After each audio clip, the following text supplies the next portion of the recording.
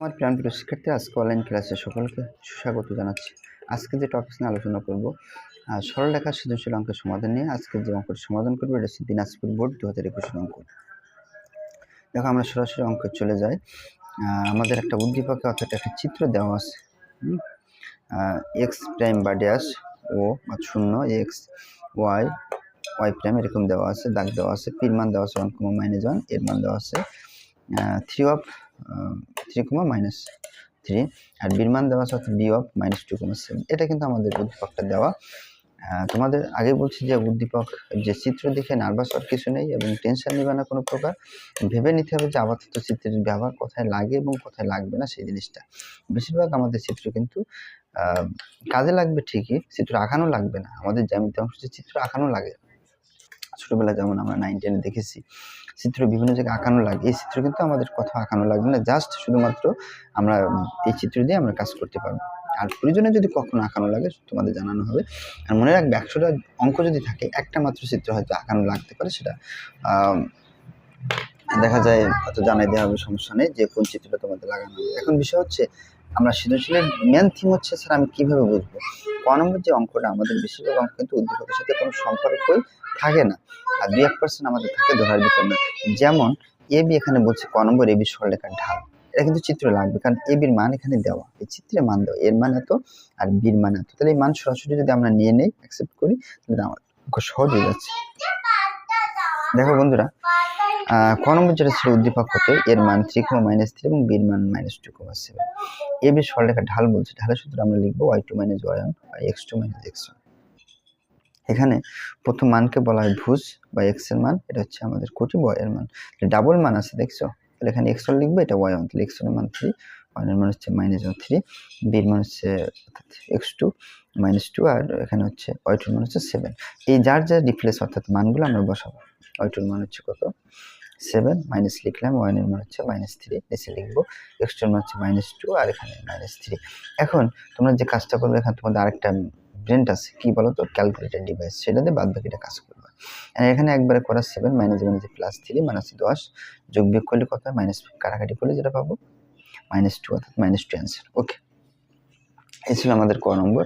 খ নম্বরটা আবার একটু পড়ে নেই বন্ধুরা। তোমাদের আরেকটা জিনিস স্মরণ করে দিতে চাই, সেটা হচ্ছে আমাদের একটা বোর্ড বা তোমাদের যে মেন টপিক্সের যে অঙ্কগুলো তোমাদের অক্ষরপত্র প্রকাশনে আমি করাইছিলাম, ইম্পর্টেন্ট অঙ্ক সব কিন্তু করাইনি। সে অঙ্ক থেকে দেখবা, তোমরা জাস্ট করে দেখবা সকল বোর্ড মানে যে কোনো বোর্ডের অঙ্ক তোমরা পাও কিনা, অবশ্য পাবা, কিন্তু সংখ্যাগুলো পরিবর্তন আর চলকের পরিবর্তন এইটুকু। দেখো, খ নম্বর তদ্রূপ পি বিন্দু হতে এ বি রেখার উপর অঙ্কিত লম্বের পাদবিন্দুর স্থানাঙ্ক নির্ণয় করো।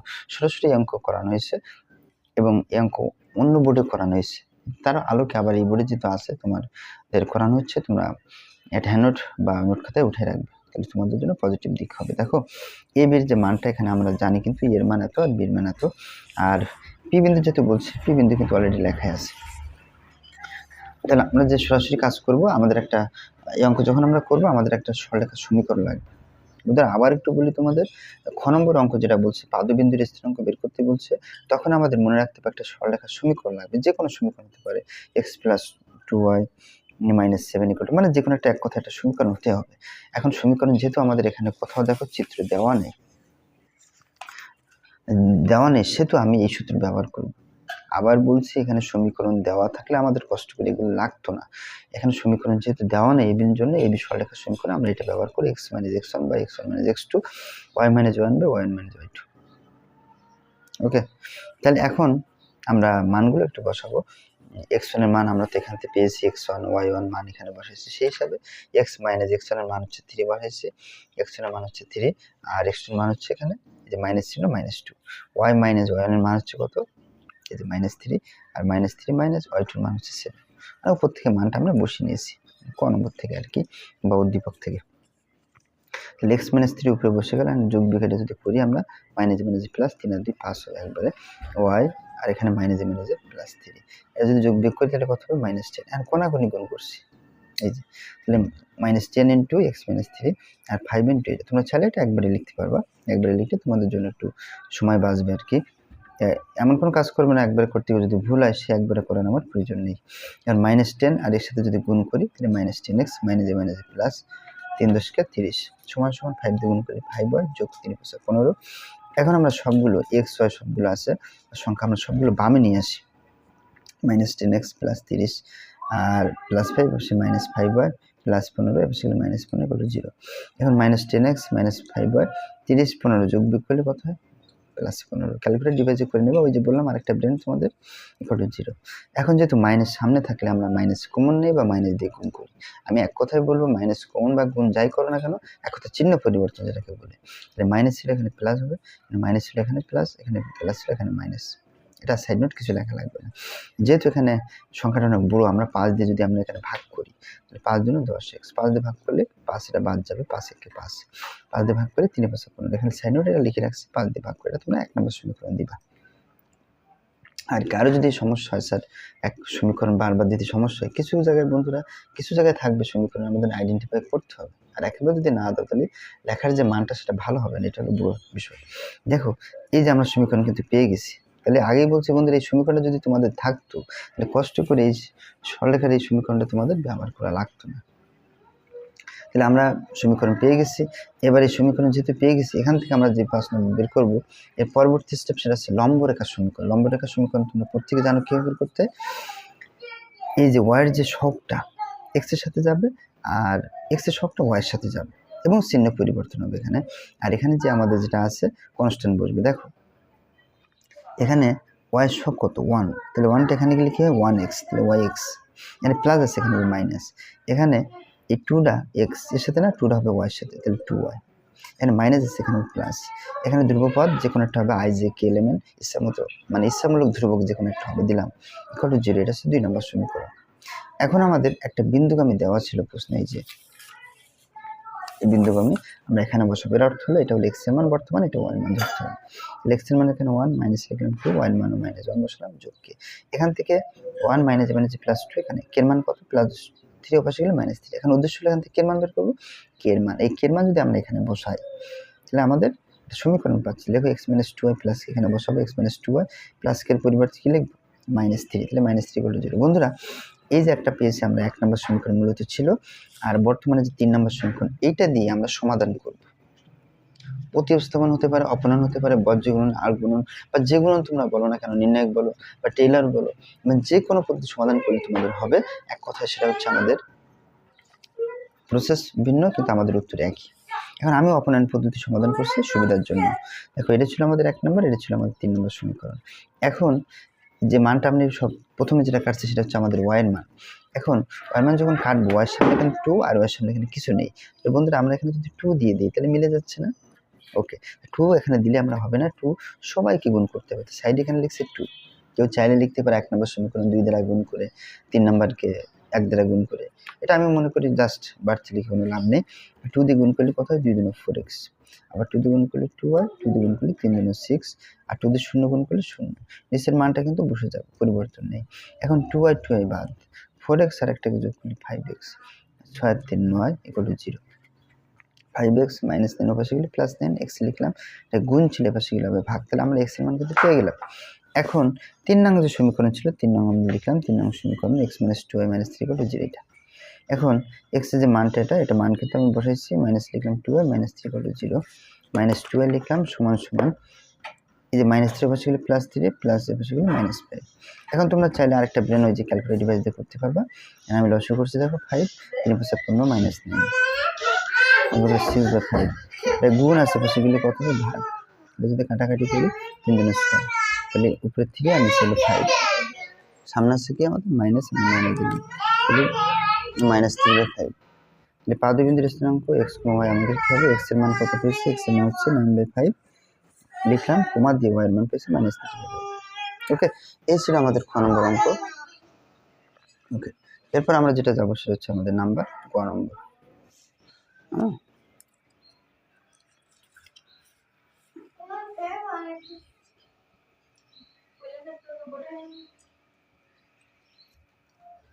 গ নম্বর যেটা আমাদের দেওয়া আছে, দেখো পি বিন্দুগামী রেখাংশ সময়ের সমীকরণ নির্ণয় করো যারা y = x সরলরেখার সাথে 30 ডিগ্রি কোণ উৎপন্ন করে, লেখা আছে। বন্ধুরা এখানে 30 ডিগ্রি, গ নম্বর যে অঙ্কটা আমাদের সমাধান, উদ্দীপকে যেটা দেওয়া আছে y = x একটা সমীকরণ। এখন এখান থেকে আমরা যদি একটু যাই, আমরা এরকম বের করতে পারি মূলত ওয়াই সমান সমান যদি আমরা লিখি এক্স আছে তাহলে আমরা এক্স প্লাস 0 মানে এর পাশে কিছু নেই, তাহলে আমরা লিখতে পারি ওয়াই সমান এম এক্স প্লাস সি। এখন এই এক্স যদি আমরা তুলনা করি এম বাদে, এর মান কত 1, অর্থাৎ ঢাল এর মান হচ্ছে আমাদের 1, কিন্তু এখানে এম লিখবো না, এখানে এম1 লিখবো। কেন? আমাদের সূত্রে এম1 আর এম2 ব্যবহার আছে, তো এখানে যে মানটা পাচ্ছি সেম, এটা আমরা এম1 লিখবো, আমরা ধরি ঢাল, এটাও লিখতে পারি এম1 সমান 1। এখান থেকে বের করা এক কথা এক্স এর যে শখ সেটা হচ্ছে 1 শেষ, কিন্তু ওয়াই কিন্তু সিঙ্গেল থাকতে হবে। ওকে, এখান থেকে আমরা বের করা, কিন্তু আমাদের ঢাল যখন আমরা বের করবো ওয়াই সমান বামে লাগবে এবং সিঙ্গেল থাকবে, এবং এক্স এর শখ যে মানটা থাকবে সেটা হচ্ছে আমাদের এক কথা এমনের মান। এখানে পরবর্তী এম2 এর মান যখন বের করে আমরা এই সূত্র ব্যবহার করবো, এই ওয়াই মাইনাস ওয়াই সমান এম2 এক্স মাইনাস এক্স। আমরা মূলত সূত্র এখানে এম জানি, এম2 লিখবো কেন, এখানে এম1 এটা হচ্ছে এম2। এখন আমাদের x1 y1 এর মান দেওয়া আছে, এটা x1 এটা y1, এর মান লেখা ছিল না, এটা x1 y1, তাহলে এখানে আমরা মানটা লিখি y মাইনাস y1 এর মান -1, m2 এর মান m2 লিখলাম, x মাইনাস 1 লিখলাম, y plus 1 m2 x minus 1। ওকে, এখন যেটা লিখছি দেখো y প্লাস এর পাশে গেলে minus m2 x minus m2 plus 1 পাশে গেলে -1। তোমরা যদি এখানে সাথে লিখতে চাও লিখতে পারো, মাইনাস দিয়ে গুণ করলাম, মাইনাস আছে এখানে প্লাস, এখানে প্লাস আছে এখানে মাইনাস, এখানে গুণ করলে অর্থাৎ m2 মাইনাস ছিল প্লাস, এটা মাইনাস ছিল প্লাস। এটা তোমরা 2 নাম্বার অর্থাৎ কয় নম্বর সমীকরণ, 1 নম্বর সমীকরণ ইন্ডিকেট করতে পারো। এখন শর্ত মতে বা শর্ত অনুসারে যেটা লিখছি সবসময় ট্যান ব্যবহার করবা, এক কথায় শেষ। ট্যান 3 ডিগ্রি সমান আমরা সূত্র জানি plus minus m2 minus m1 যোগ মানে ভাগ দিয়ে 1 plus m2 m1 divided by tan 30 এর মান 1/√3 সমান প্লাস মাইনাস m2 লিখলাম, m1 এর মান তো 1 আমরা আগেই পেয়েছি, এই যে m1 এর মান 1 আমরা এখানে লিখছি, তারপর এখানে 1 যোগ m2 আর m1 এর মান হচ্ছে 1, m2 মাইনাস 1 নিচে 1 এর ভ্যালু না 1 যোগ m2। এখন একবার লিখবো যোগ মান নিয়ে, একবার বিয়োগ মান নিয়ে। ওকে, তাহলে 1/√3 এই মানটা লিখলাম, এখানে যোগ মান নিয়ে যে কি কাজ করবে দেখো, এই কোণাগুলো গুণ করলাম, বা চাইলে আগে এটাও করতে পারো, সমস্যা নেই। √3 মানটা লিখলাম, গুণ করলে 1 যোগ m2, √3 গুণ করলে √3 m2 আর √3 গুণ করলে √3, আর পরবর্তী মানটা √3 m2 এই প্লাস m2 পাশে গেলে মাইনাস m2 সমান 1 মাইনাস পাশে গেলে প্লাস √3। m2 যদি কমন নেই তাহলে এখানে থাকে √3 আর এখানে কিছু থাকে না 1, এটা মান থাকলো m2, এই মানটা এই গুণ আছে পাশে গেলে ভাগ। এখন বন্ধুরা আমাদের নিয়ম এরকম, যদি কখনো অঙ্ক থাকে আমাদের নিয়ম হচ্ছে উপরের মান আর নিচের মান, উপরের মান √3 প্লাস 1 √3 মাইনাস 1 আগে বসবে। এবার এই নিচে যেটা আছে উপরে যে কোনো একটা, আমি নিচেরটা দিয়ে কাজ করব, এখানে মাইনাস আছে না, তো প্লাস দিয়ে একে গুণ, আবার এই মানটাকে গুণ। আমি যদি কাটাকাটি করি পূর্বাবস্থা কিন্তু ফিরে পাবে, কিন্তু কাটাকাটি করলে তো অঙ্ক মিলবে না, তার জন্য আমি করবো না। এখন আমরা লোকাল গুণ করব, যদি আমরা এরকম গুণ করি √3 দিয়ে গুণ করলে কত হয়, √3 স্কয়ার যোগ √3 1 কে গুণ করলে √3, 1 দিয়ে গুণ করলে 1√3, আবার 1 দিয়ে গুণ করলে 1 গুণ করলে 1। আমরা চাইলে a প্লাস b স্কয়ারের বর্গ সূত্র করতে পারবো, কারণ সূত্রগুলো ঝামেলা, এই জন্য আমরা এখানে করি নাই। এখন স্কয়ার মাইনাস বি স্কয়ার সূত্র নিচে আমরা সূত্র ব্যবহার করবো ঠিক টেকনিকে।